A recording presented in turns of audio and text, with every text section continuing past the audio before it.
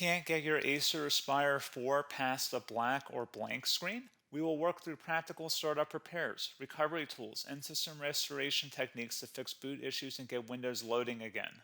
A lot of errors pertain to this problem, and we're going to go ahead and jump into what should hopefully be a pretty straightforward process, guys. And we're going to go ahead and jump right into it. So first thing I'd recommend doing would be to actually go ahead and boot to the troubleshooting utility on Windows 11. So if you do a hard power off 3 times in a row, Windows should automatically attempt to launch the startup repair utility. And if it doesn't find anything, it will give you the option to select advanced settings, in which case it would take you to a screen that looks like this. Now, if it does not take you to a screen that looks like this, or you're unable to get to that, you can also download the Windows 10 Media Creation Utility, or Windows 11. They probably will make a creation utility for Windows 11 at some point. And it doesn't really matter, you can actually run the Windows 10 utility on Windows 11 as far as I'm aware. And you should be able to run the troubleshooting utilities built in within it. So you just would go ahead and download it to an ISO file and then burn it to a DVD or USB. It'd have to be about 4 gigabytes or more. It couldn't be a small USB flash drive, and it couldn't be a CD. It'd have to be a DVD. And then you boot your computer from it. So depending on the computer manufacturer, you'd have to tap a different key on your keyboard in order to launch that menu, in order to select what boot drive you want to go off of. So it could be anything between the escape key, F2, F8, F12, for example. And those are the function keys on the top of your keyboard. So you may have to just do a little bit of trial and error. Shouldn't take you more than a couple minutes. Googling it would probably be best before you even begin. But anyway, we're ready to go ahead and jump right into it. So we're on the choose an option page. So these will look very similar whether you're booting from it directly within Windows itself, or if you're plugged in a USB flash drive with the media creation utility installed and you selected the recovery option. So when you are setting up your Windows 11 installation or Windows 10, depending on the drive you're using, there should be an option to repair your computer in the bottom left corner of the dialog window, one of the first screens that comes up. You go ahead and select that, and then it would take you to a troubleshooting screen like you see here. And you want to go ahead and select troubleshoot, reset your PC, or see advanced options. And then there are going to be a whole bunch of options in here that we're going to explore in today's video. The first one, we're going to actually go underneath advanced options and then select startup repair, fix problems that keep Windows from loading. So go ahead and select that first.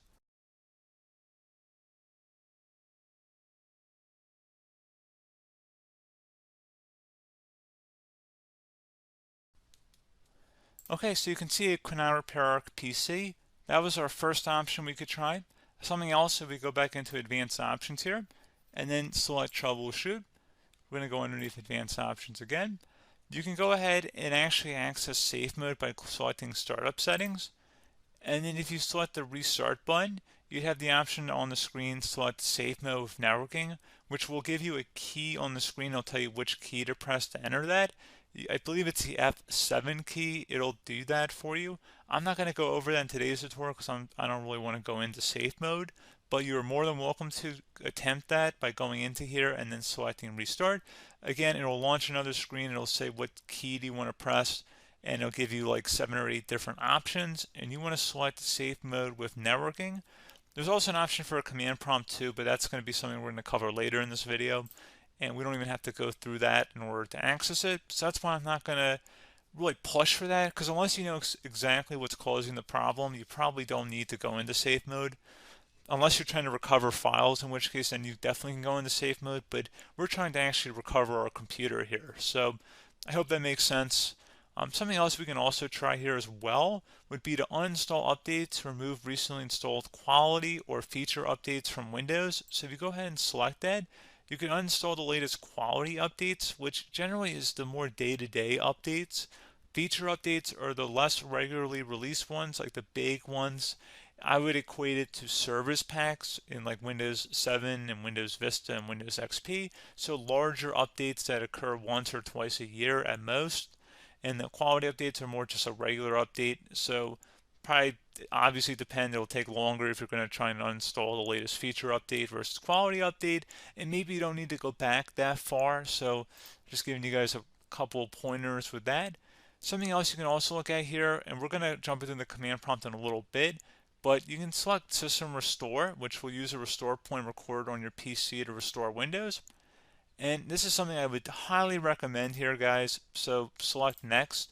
Assuming you have a restore point saved on your computer, you go ahead and select the most recently created one, and you'll select Next, and then you'll select the drive. You shouldn't actually have to select the drive. You can scan for affected programs, but we're going to keep it all default here, and then we're going to select Finish.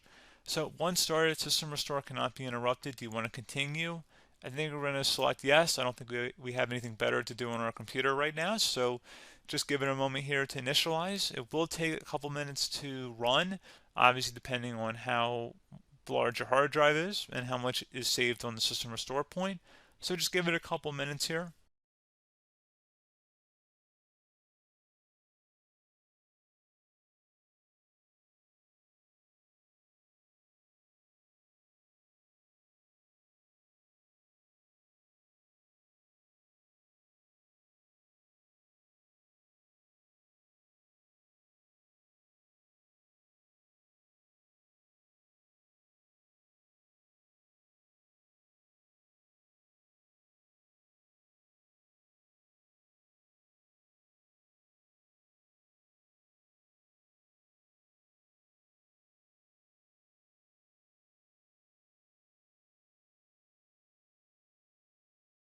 Okay, so you can see the system has been restored successfully.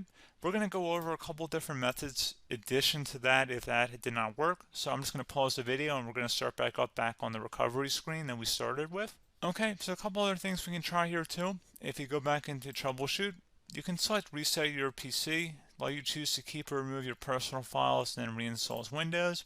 You can select to keep my files, which will remove apps and settings but keeps your personal files. You can also select remove everything, which will remove all of your personal files, apps, and settings. So this is more of a factory reset, the second option here. First option, it should not delete all of your personal files. However, it will pretty much clear most of your programs. And keep in mind, there's no guarantee that your information, number one, is even still available and easily recoverable on your computer to the point that you actually would be able to recover anything. And the second point is that there's always a chance that it won't actually recover and it will just do a factory reset anyway. So there's no guarantee that actually would keep your files anyway. So I would recommend trying to get a recovery tool and backing that up first before selecting it anyway. But again, those are a couple different options. And then something else you can try here, if you go back to the choose an option. Another option, if you go underneath choose an option and select troubleshoot, advanced options, and now select where it says command prompt. Okay, so the first thing we should do is type our main hard drive here. In most cases, it should be the C drive. So you just do a C colon and then hit enter on your keyboard. So once you're underneath the C drive, we're going to type in dir and then hit enter on your keyboard. It should have program files, users, and Windows all in there. That's how you know you're in the right directory.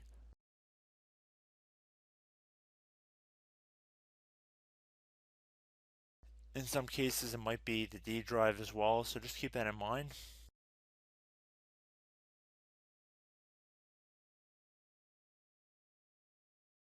Next thing we're going to do is type in cd space / Windows / system 32 / config, and then you're going to hit enter on your keyboard.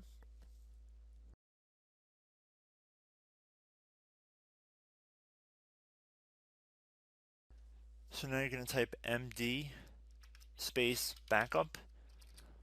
If you've seen other tutorials, it might also say to put down md backup. That's because the backup name is pretty common when you want to back something up. So you can name this whatever you want, doesn't have to be backup. So if you've already made a backup folder in the past, you could do backup 1, for example. So once you're done setting the name you want the backup to be called, hit enter on your keyboard again.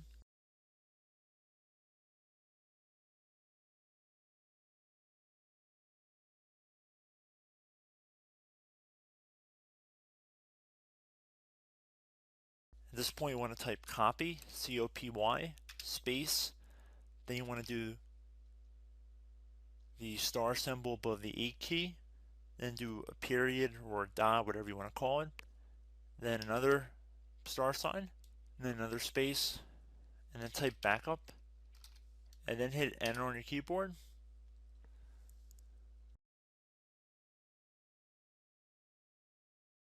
Now you want to type CD reg back, REGBACK, and then hit enter on your keyboard. So now that we are under the reg back, so now you want to type DIR again, and then hit enter.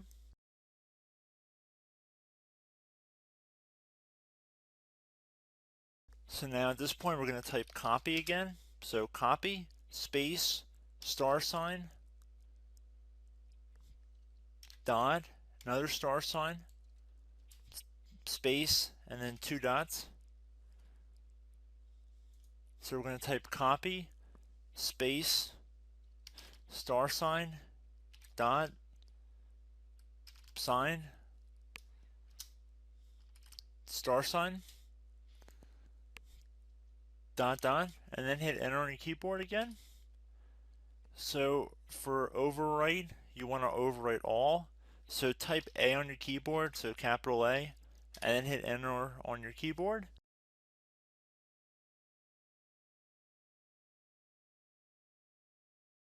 So at this point you should be good to go. You can close out of the command prompt window, and if you accidentally continue to Windows 10 you should be all set.